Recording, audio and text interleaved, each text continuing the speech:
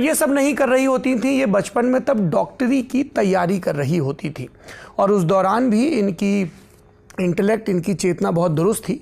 एक बार इनके साथ एक वर्कशॉप कर रहे नौजवान ने ये कह दिया कि तुम तो इतनी सुंदर हो, तुम्हें डॉक्टर बनने की क्या ज़रूरत है। तो इनका पलट के जवाब था कि ये बहुत ही सेक्सिस्ट रिमार्क है। तो जेंडर को लेकर इनकी समझ शुरू से ही दुरुस्त थी, पर सब कुछ बहुत बढ़िया नहीं था।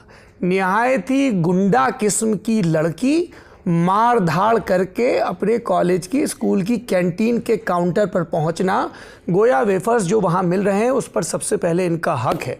और इसको देख के सबसे ज़्यादा सरप्राइज हुई थी स्वयं इनकी माता जी। उनको यकीन ही नहीं हो रहा था कि कैंटीन मैनेजर जिसको जबरी कह रहा है वो मेरी अपनी जाई, मेरी अपनी लड़की है।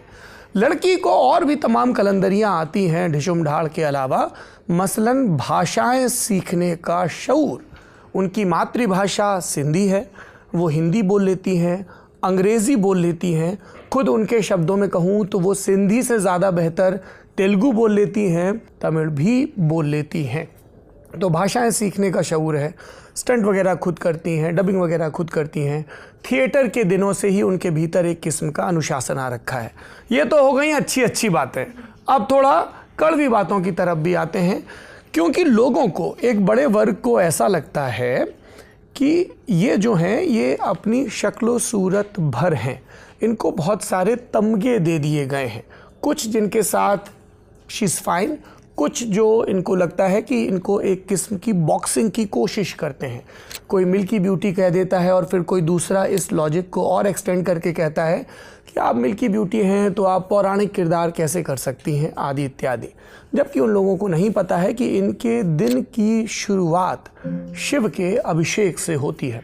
एक रोज़ हमको मिल गई एयरपोर्ट पर, हमने कहा देवी जी बाकी सब तो ठीक है, दुनिया जहाँ की बातें हो रही हैं, लेकिन ये आपके हाथ की उंगलियों पर पीला पीला क्या लगा है। तो इन्होंने बताया कि सुबह सुबह अभिषेक कर रही थी और ये चंदन का लेप हाथ में छूट गया।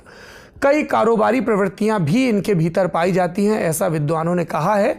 इन्होंने खुद ये कहा है कि सही समय पर बताएंगी, क्योंकि पीआर ने उसके लिए विस्तृत स्ट्रेटजी बना रखी है।